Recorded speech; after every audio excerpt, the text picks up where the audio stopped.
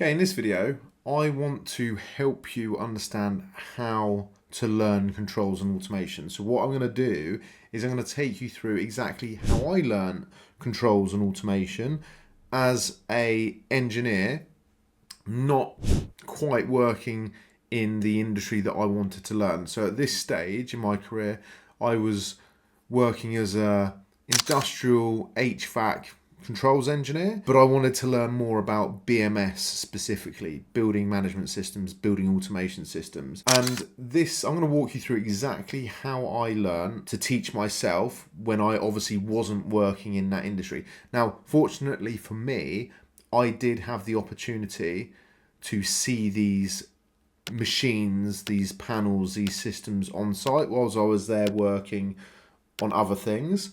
So I was able to go through this process and do what I'm about to show you. Now, for some people, that's just not going to be possible. If that's you, if there's never an opportunity for you to do what I'm about to show you, we've actually got a free community where we can teach you this for free. So there should be links in the description about that.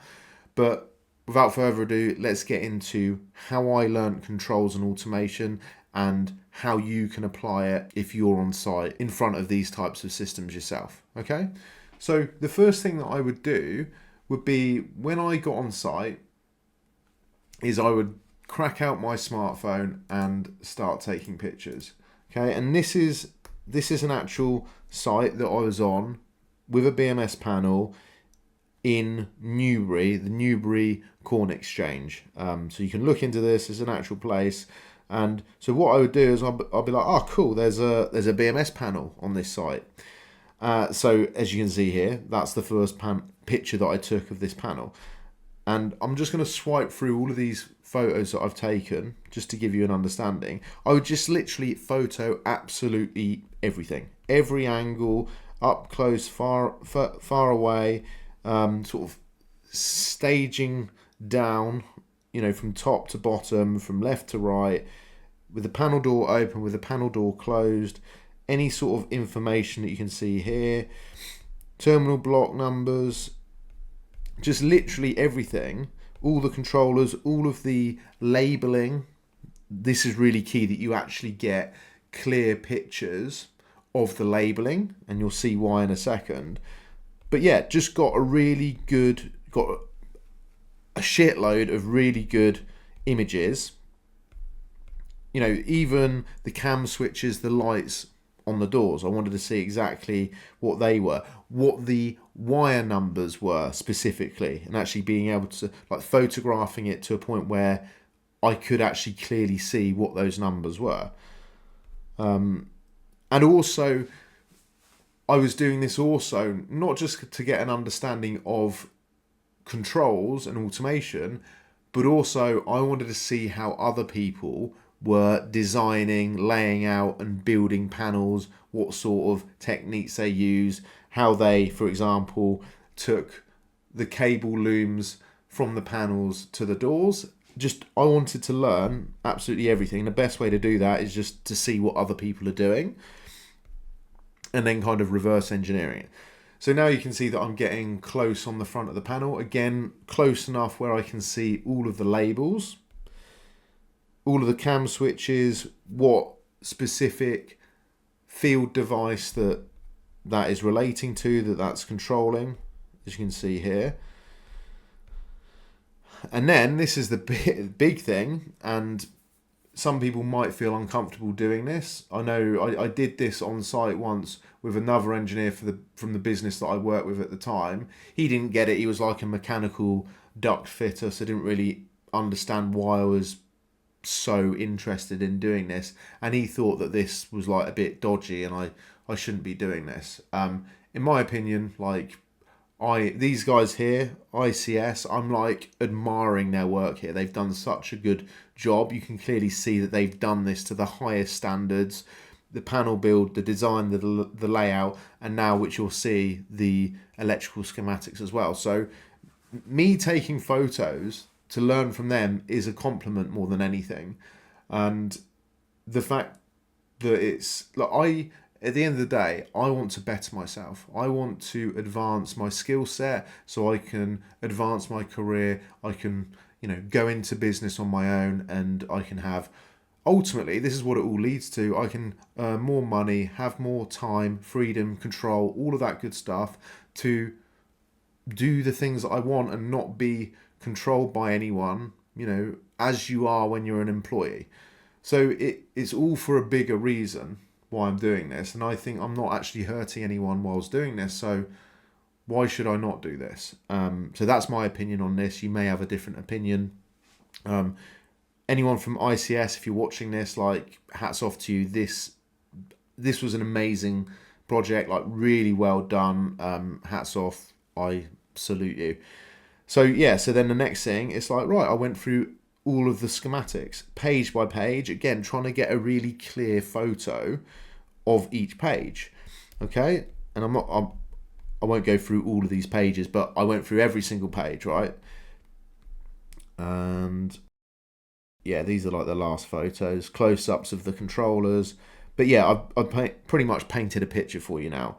Now what I would do is, I wouldn't spend long doing this. I'm on site for something else. The business that I was employed by at the time, I was there to solve another problem. But, you can take 5 minutes out just to snap some photos. So that's what I did. And then what I did once I got home, when I was off site, I wasn't on someone else's time. I didn't have, time pressures, all the things that you experience on site.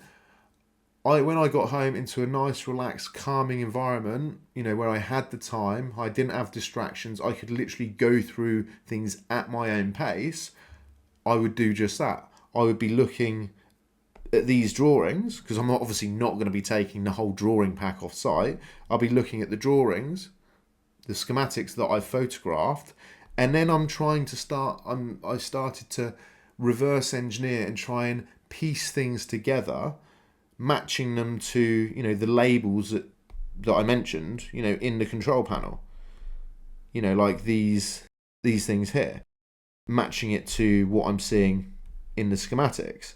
So that's what I just want to do with you now. I want to actually just go through the first page and walk you through that process that I took, so you can see how you can also reverse engineer things as well. And obviously I'm a lot further ahead than I was back then when I was doing this, so I'm able to piece things together a lot quicker, and find out where these components are specifically in the panel, far quicker, far easier. I've seen this many times before now, but I just want to sort of walk you through what I was doing back then. And what I will do is I will get my highlighter out here. Yeah. So, I'll just start at the first page, and that's fine. And I would, just read what is written. It's not that difficult, but read what is written on the schematic. So the first bit here, we got a main supply being fed from a 32 amp breaker, and it's, as you can see, it's 3-phase, right? L1, L2, L3 neutral, and we got a protective earth. And then what happens? The next thing upstream or downstream, however you want to think about it, we've got the main door interlock, main supply 3 amp isolator. So let's go and find that. Oh, this is going to be difficult. So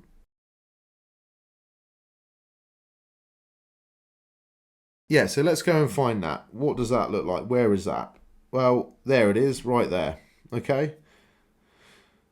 You've got the supply coming in on the top, and then out the bottom, you've got it then being distributed to the next part in the panel, in the schematic. So let's go back to where we were. Okay, so now we got our 3-phase, and you can see that they're 10 millimeter squared. And let's see where let's see where L1 goes. Let's just focus on L1. So L1, let's just follow this line. Let's just follow this line across the drawing.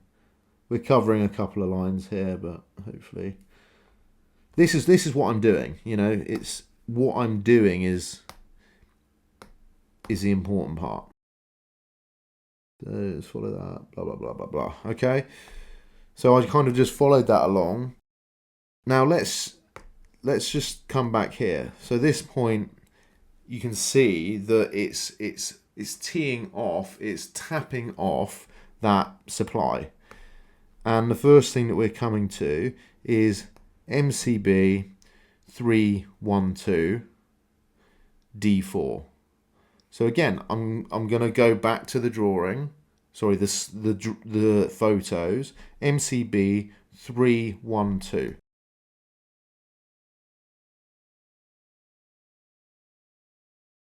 So I'm trying to find the image that I took of the MCBs, and I can't even remember the name of it now, or the identification. MCB 1312. I can't remember, but anyway, this is where the MCBs are, and you can see here it's not the best photo, but you can see here that this is where the mains phases are being distributed. And you can see the breaker types, you know, D4, D4, C6s, C2s, etc. Was it MCB 312? I think it was, because it was a D4. Okay, there we go. There's a better photo. Okay, so now I found that. So we're going. What's that number out at the bottom? It ends in a 02, if you can see that. Let's get a bit closer. Yeah, what's that? 02, from what I can see. Cool, yeah. So that was the right one. Yeah. And it was D4. And then what's coming off? And yeah, we were right. We were right in saying, well, I can't zoom in anymore. There we go. 502. So I couldn't see the 5, but yeah, 02. That was right. So where's that then going? Oh, it's going to a TX1. What is a TX1? And we can see the neutral on this side as well. So then same thing, TX1. Okay, this is going to be a better way of doing it. Right, so where's TX1? Let's find that. Now obviously I know what that is now. Here we go, TX1. And we've got two sides of it. This is the side that I'm looking at. Again, we can see 0, 2, the same colours as what we had over here. So let's go back here, and I need to redraw these in because it crashed. But yeah, you can see, look, 502, that's what we just looked at. Okay, and that's that TX1. And this is, as you can see, the primary side of the transformer, TX, that, and again, doing this was like, okay, if I'm designing a transformer, I'm looking at a transformer, the abbreviation for that usually is TX. And this is the first transformer. Sorry about my phone wobbling about. This is the first transformer, so TX1, it's the first one. Now if we had a second one, it would be TX2. Cool, so we're starting to build up a picture now. So this first MCB is feeding the transformer that is stepping down the voltage now from mains voltage to, as we can see here, 24 volts. 24 and then the 0. Cool, so then we're doing the same thing. We're going off the other side of the transformer, which is now 503. And this also showed me how they're numbering cables, what their numbering convention was. So I won't go into all the details because we can go off on a tangent here, but you can see it was 502. Now we're going on the other side of the transformer, it's 503. And it's just a logical step up. And then we've got CCB 312, which is C6, which is another MCB or circuit breaker or whatever. I won't go and show you that. That's just like what we just looked at. So it goes through that, and then what happens? Now we've got our 24 volt AC controls feed. Well, I didn't know it was a controls feed at the time. This is what you work out. So again, we've got our distribution going across here, and you can see the first thing tapping off that goes down here,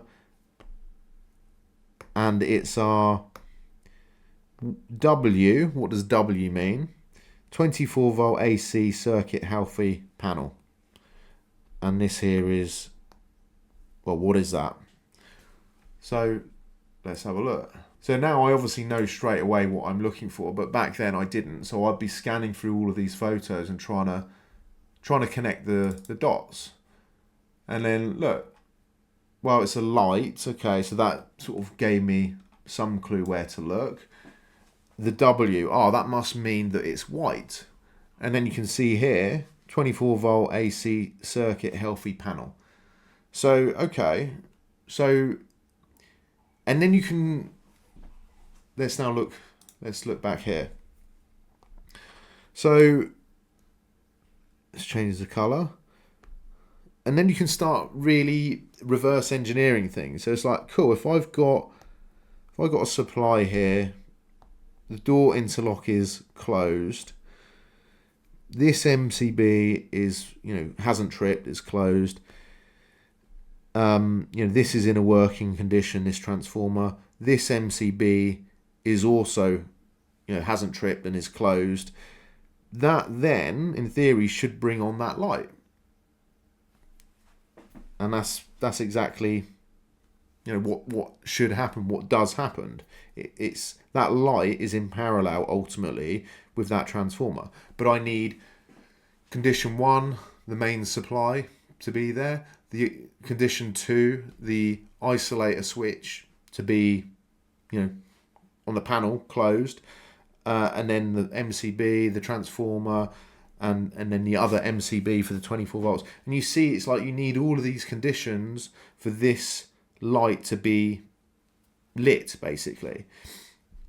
And this really helps you, like, bit by bit by bit. You see now it's just a small part of this project, but I've got a much better understanding now how the controls is starting to play out. And we're only on the power distribution and the step down to the controls voltage, but this is the methodology that I followed. What I'm going to do is I'm going to continue this project on another video where we really get into the controls of it and we piece it together bit by bit. There's multiple pages of this, and you can see how it's sort of distributed in the panel and then outside of the panel over here. So if you want to see those videos, make sure you subscribe. And if you are an engineer that wants to, or electrician or technician who wants to progress their career, maybe you're stuck being, a service engineer or a domestic electrician, you want to get into controls and BMS, we help people make that transition and land a new role in controls or BMS in 12 weeks. So that's one thing. But if you're a business owner or a self-employed contractor that wants to pivot their business and grow your business and capitalize on the opportunities that are in this industry at the moment, where some commissioning engineers in BMS are charging like 800 to $1,000 a day if you're in the UK, and it's even more if you're in the US. Again, if you want help with that, there's links in the description where we can have a conversation and see if we can help you. So that's it for this video. Make sure you subscribe, and we will jump on the next video. We will jump into it a bit deeper, and I'll show you exactly how to go through the controls.